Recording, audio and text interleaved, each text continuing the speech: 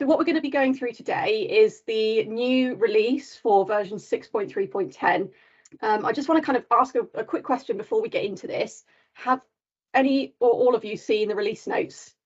If anyone hasn't, we are going to put a link to them in the chat. Just if anyone has seen the release notes, it's very similar to what we're just basically going to go through the same things, but we're going to demo it on the webinar today. So if anyone hasn't seen them or would like another copy, we're going to pop them in the chat just so that you've got that as well. So what is Footfall version 6.3.10? So this is what we consider to be a medium impact release. So what that means is that some of the changes might require some staff training or awareness. It will impact the user experience of the dashboard in a good way. So the new features aren't mandatory for you to use, and they're more of a convenience. So we're going to start by looking at the main new feature of this release. So as I said, as we go through, if anyone's got any questions, feel free to come on the microphone or send them through the chat where we'll be happy to help. Either myself or my supporting team members will be able to respond. So what we've got first here is the enhanced SNOMED coding. So the enhanced coding allows dashboard users to add additional SNOMED codes appropriate to the patient's episode before exporting to the clinical system. And we are going to show you a demonstration of how this works shortly as well. At the moment, where you would have the SNOMED coding that you can pre-assign to the forms within the form options. If you're an administrator, you might have done this. You go into the form options, and then you can see the forms list, and then you can assign clinical codes to the forms beforehand. This allows you to add it sort of more ad hoc. So you can do that at the point where you're about to export it into the clinical system.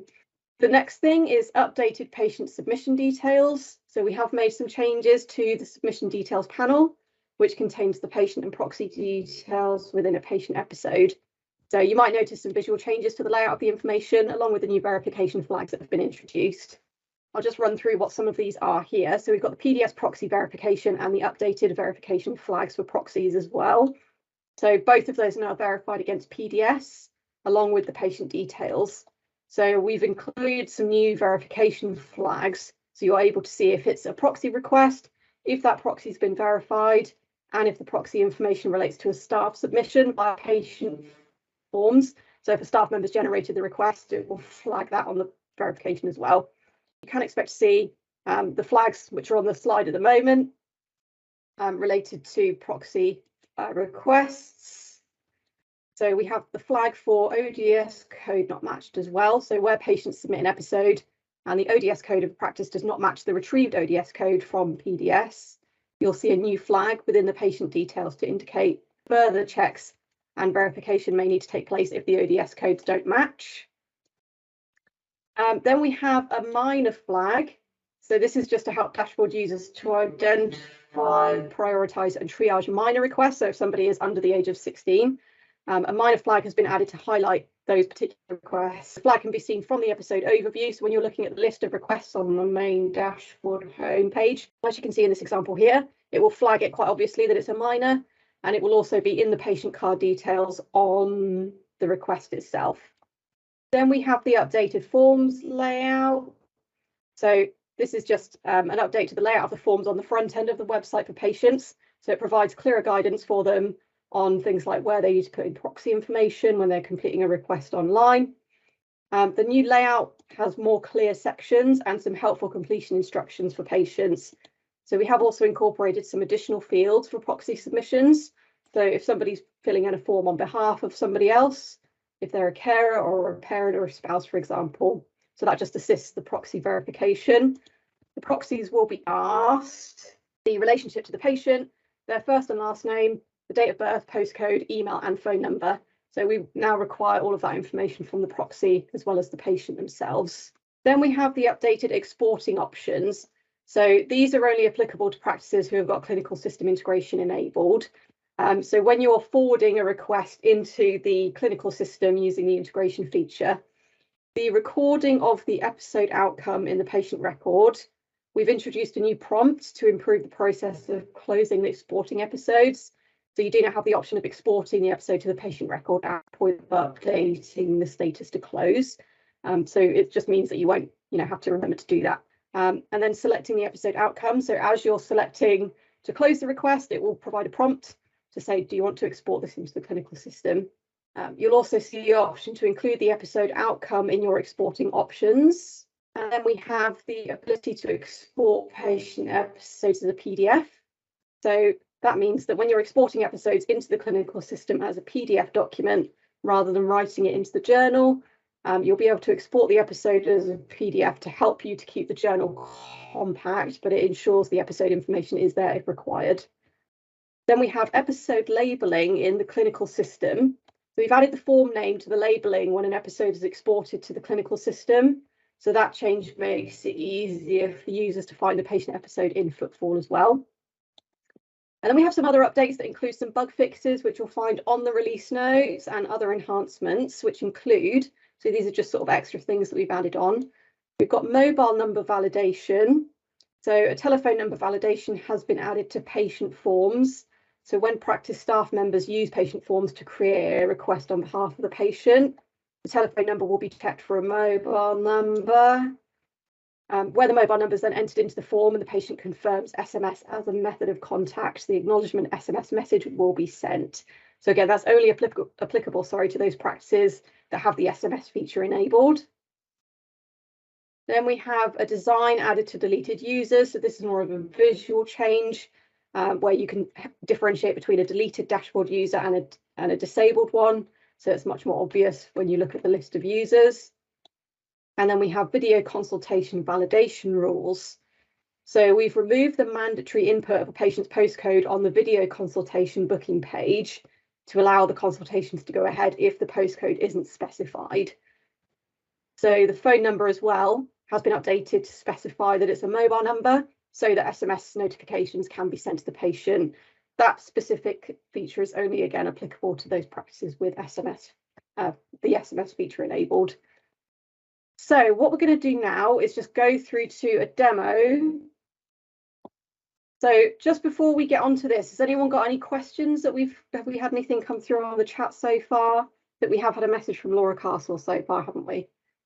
Yeah, so Laura mentioned about making sure that practice staff know that although it says minor, that is an age for a minor flag and not a minor issue, which is why we also have highlighted the patient's age as well to help with that. But it is just good, as Laura mentioned, to let staff know in the practice that it doesn't mean a minor issue. It just does mean that the person who submitted the form is under 16 years of age.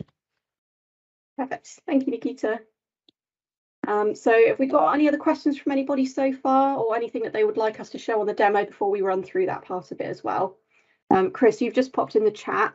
Can you just confirm that the additional proxy fields will only appear when someone selects it? Yes, that is correct. Yeah, so when you're on the form, if it says you're filling it out on behalf of someone else, then it will produce more options for the proxy information to be filled in. So they won't be visible unless you select that option.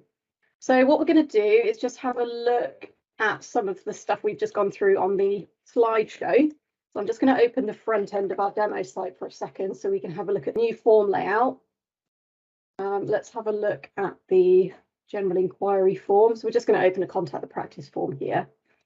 So as you can see, if I click, just like we were saying, Chris, about the patient, so if I'm filling this out on behalf of someone else, this is the proxy information, sorry, the patient information, and then the proxy information here. So you can see all of this information is now required.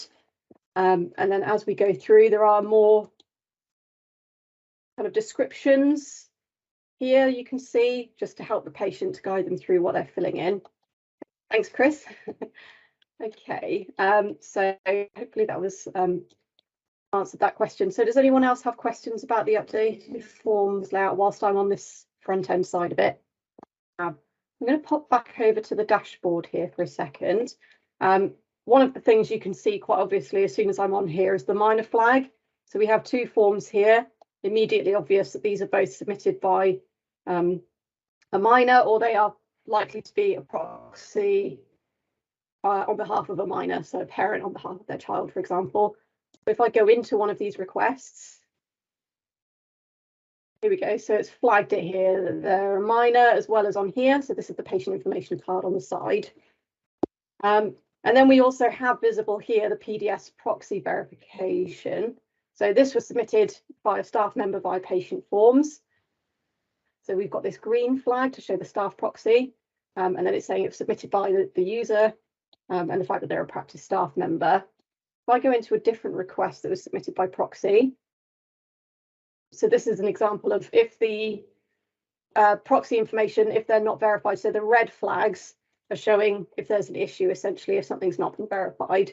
So if the person who submits the request, as long as the patient details that they put in, are verified through PDS, it will still allow you to forward that request into the clinical system.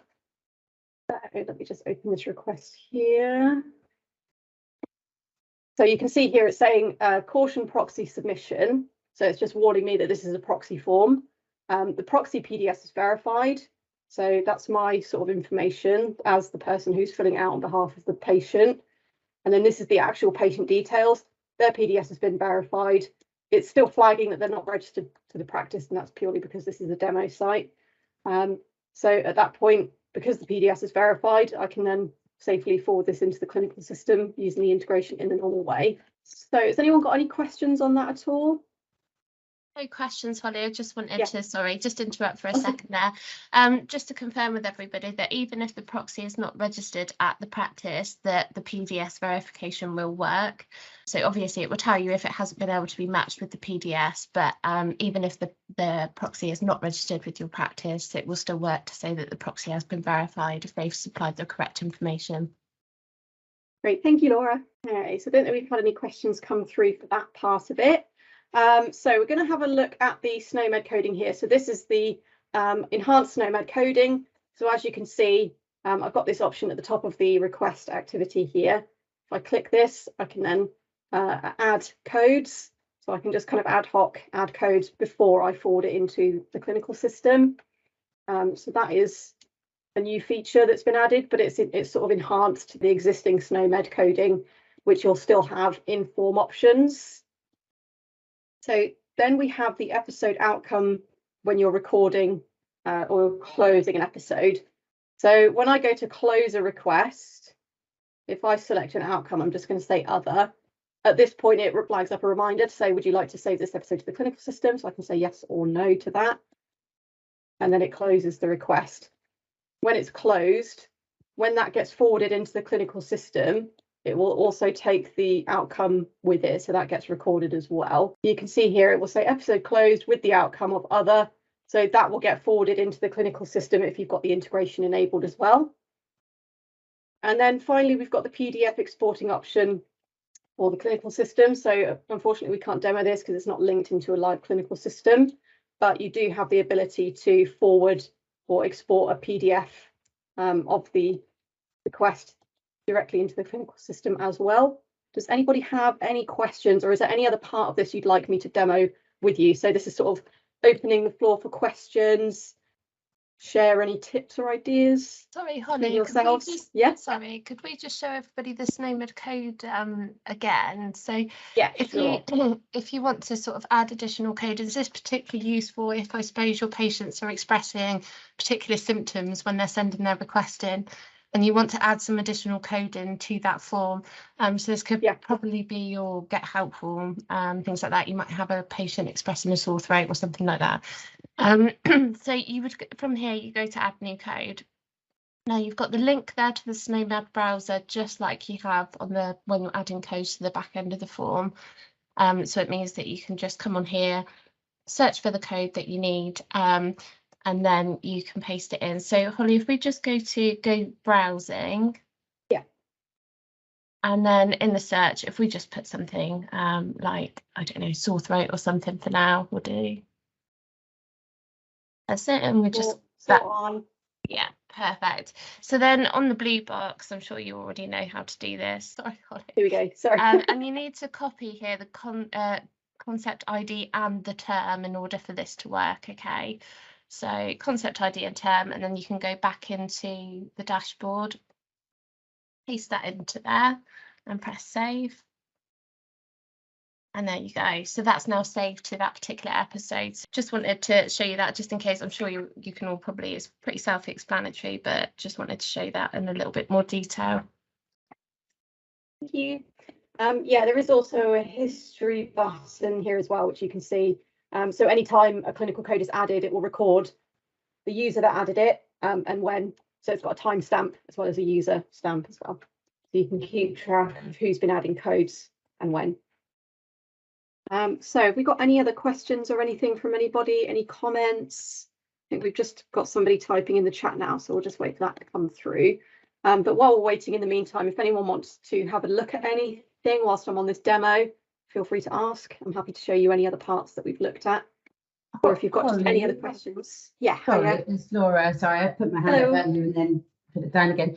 The release, is that happening the night before? So will it be sort of first thing Friday morning that this will be? Yeah, so it's happening overnight on Thursday, and then it should be ready first thing Friday morning. So it'll be sort of deployed overnight, and then it will just be updated Friday morning for you to use. Okay, brilliant. So I think that just about covers it, unless anybody's got any other questions, or if anyone wants to sort of add anything, if anyone's got any comments or anything. But if you do have more questions after the session today, obviously feel free to get in touch with us in the usual way. So you can contact us through support, or you can contact myself and Laura on the training support as well if you've got questions about additional training. But I just want to thank you all for coming today, and it will be available on our YouTube channel, like I